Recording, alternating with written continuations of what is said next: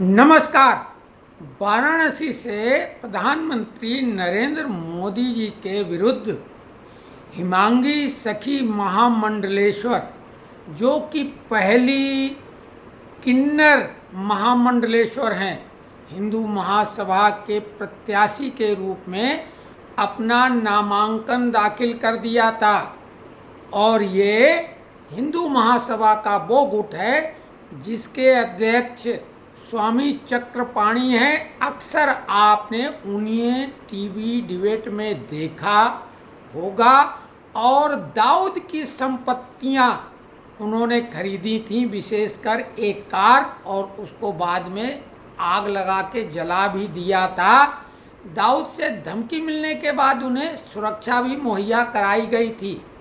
लेकिन राम जन्मभूमि मंदिर लोकार्पण कार्यक्रम में उन्हें आमंत्रित नहीं किया गया था, इसलिए वो कुपित नज़र आ रहे थे, ट्रस्ट से भी और भाजपा से भी।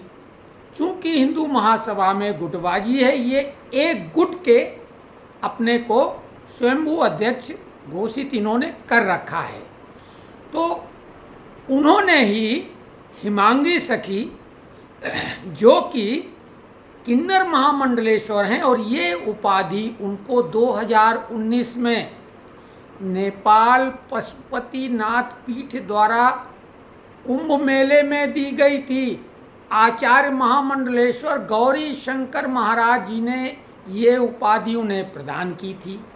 और उनके मैदान में उतरने से कांग्रेस प्रत्याशी अजय राज, जो कि INDIA के उम्मीदवार हैं, यानी संपूर्ण विपक्ष के इकलौते उम्मीदवार अजय राय, उनके विरुद्ध वो लड़ रहे थे। उनकी तो बाँछें खिल गई थीं, क्योंकि उन्हें लगा था कि जो हिंदू विरोधी मतदाता हैं, यानी मुसलमान, जिनकी संख्या 3 लाख के आसपास है वाराणसी में, वो उन्हें एक मुश्त तो मिल नहीं है। कुछ असंतुष्ट लोग हैं, कुछ हमारी जात बिरादरी के हैं, और बाकी रही बात जो धार्मिक व्यक्तियों की, हिंदुओं की, तो वो अब बट जाएंगी। हिमांगी सखी उसमें से काफ़ी वोट ले जाएंगी। और हिमांगी सखी जब लड़ेंगी, चूंकि वो किन्नर हैं, तो मोदी जी का एक मखौल बनाने की भी कोशिश होगी। लेकिन इस कोशिश पर पानी फिर गया, क्योंकि उनका नाम हिंदू महासभा ने वापस ले लिया। लेकिन बात यहीं पे ख़त्म नहीं हो जाती है, क्योंकि जो INDIA को जॉर्ज सोरोस, चाइना और देश के तमाम जो दीमक है, उनकी तरफ से जो फंडिंग मिल रही है, तो वो मोदी जी का कम से कम मजाक उड़वाने के लिए हिमांगी सखी को मैदान में निर्दलीय कैंडिडेट के रूप में भी डटे रखना चाहते हैं। हिमांगी सखी वैसे बहुत विद्वान है, 5 भाषाओं में भागवत कथा कहती हैं, 5 भाषाओं में, और व्यास आसन पर कथा कहने वाली संभवतः ये पहली किन्नर संत हैं। तो विद्वान तो हैं, अब उनके अहम को भी ठेस पहुंची है, तो वो निर्दलीय ही लड़ने को तैयार हैं।